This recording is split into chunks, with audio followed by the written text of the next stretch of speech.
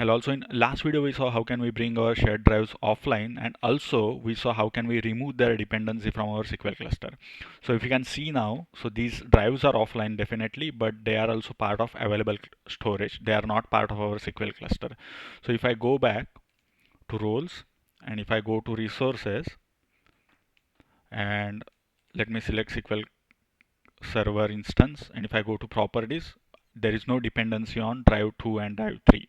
So I don't see those drives over here because they are not part of cluster, but now they are part of available storage. So far so good. And as you can see, our all services are running perfectly fine. So let's try to restart the service. I will take this offline. Okay. And let me try to bring this online now. Okay, so now the problem is SQL agent and SQL Server CIP service did not start. Let's try to start it now. It brought online. Now let's try with SQL agent service. See, it's not coming up. How many times you try, it will not come up. Now, why is that? So we, in whatever activity we did so far, we missed one thing. And that is the same thing, exact same thing I had mentioned. So if you look at over here, so that is something called SQL log file path or SQL agent out path. Not SQL log file path, this we already changed, but SQL agent out file path. So now let's check in error folder, so in our error log file, if we see anything.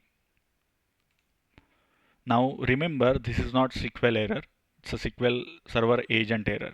So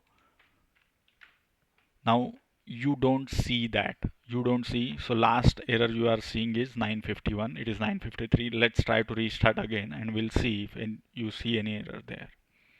Okay, now let's go back.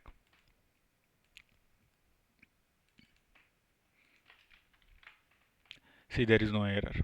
Okay, so that error is not capturing over here. So how can we identify now what is causing for SQL agent service to stop?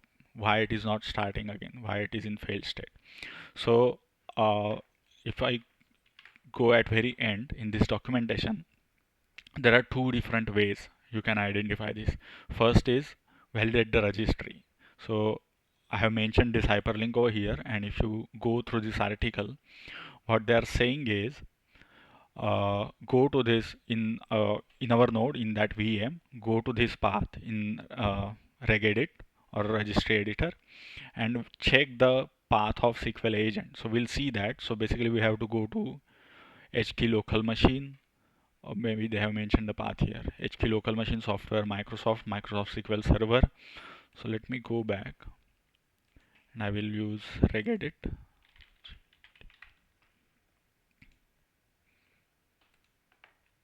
Perfect. Now, yeah, since I had already opened that earlier, I directly came to this path. Now, if you look at this path, let me refresh it. So this is a path of HK local machine software Microsoft, HK local machine software Microsoft SQL server, Microsoft SQL server. After that, SQL instance, and inside that, SQL Server agent. Now if you see here, the error log path file, it says G colon Microsoft SQL Server is a subfolders. So basically this path, and let's try to see if this path exists. So this path doesn't exist, G drive doesn't exist. Okay, reason being G drive was our data 01 drive, and that drive we took offline. Okay, now how can we fix this issue? So since we are moving everything all log files, so consider this is a log file only. Okay, it's an error file, but we are moving that error files ultimately to this location. So if I copy this path and if I directly modify it here, if I mention this and restart the service, it will work.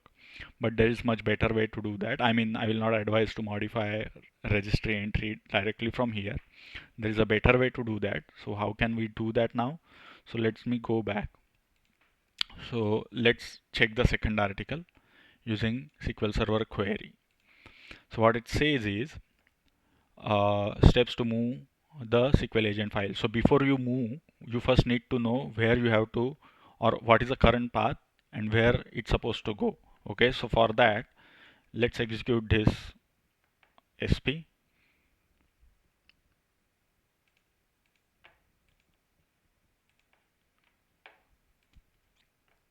Perfect.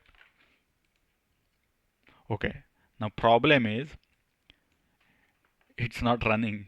Reason being, see, SQL Server blocked access to procedure this agent XP. Our SQL Server agent itself is down. So that's a problem. So you cannot, the moment the SQL agent is down, you cannot modify those things. You cannot modify corresponding properties of that SQL agent because that SQL agent itself is down. And now we know definitely from here that it is pointing to G drive. So if I bring that G drive online, so let's try that. So I suppose one of these two is might be the G drive. So if I bring this G drive online, things will work. All right. But uh, let's assume you remove those drives entirely. So you do not have a choice than to modify directly from register regedit. So so we'll not do that way now. I mean, it's very easy. You can just simply change it, and if you restart, let me do that. So I will just take a backup of this and I will modify this to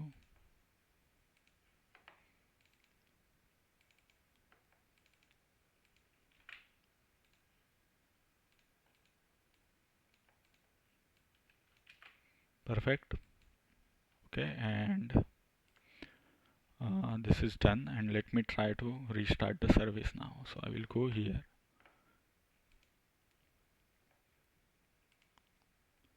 bring online.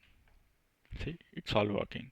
Now, since it is working now, if I go and execute this guy, I can see it. All right, but this is not the ideal way. We should not change the registered entry directly. So instead, what I will do, let me bring this service. Let me change this entry again. I will revert it to what it was earlier. Modify. Okay, and remember, my SQL agent service is still up. Okay, even though I have changed this log file, my SQL agent service is still up and running.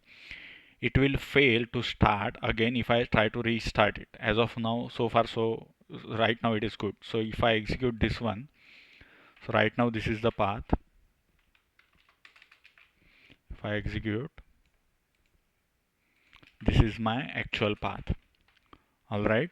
Now this is the ideal scenario. Like your agent service is running. This is your path, and you'll have to modify this path to this path. So how can we do that? So if you go back here, they have mentioned how to modify that as well. So basically, we are changing this error log file path, and we'll have to change that to this guy. Perfect. It got changed. All right, and now let's look at our registry entry as well. So right now it's showing this. If I go view, refresh, it got modified here also. So now if I restart my SQL agent service, my G drive is also offline. So if I go back, I don't have G drive online now. So only data02 log02. This column, we'll see that in next video, and this column too. This is a new drive obviously. So let's try to restart the agent service, take it offline, and take it online. Perfect. Everything is working fine. So that one thing we have to take care, changing the SQL agent log file. Whenever you will bring the disk shared drives down, remember you'll have to change the SQLAGENT.OUT file as well. Otherwise, your SQL Server service is running, but your SQL agent service will be down. All right, and as you saw, there will be two different ways you can do that. Now, so if let's go back to our failure cluster manager. So now, as you can see, except this quorum drive, so except this quorum drive, witness drive, remaining all two disks are offline. Now we cannot take this SAN out unless we move this quorum drive as well. Okay, so only last thing which is pending is to get rid of this quorum drive. So instead of this quorum drive, we are supposed to use this new quorum drive. So we'll see that in the next video. Thank you for watching this video and see you in the next video.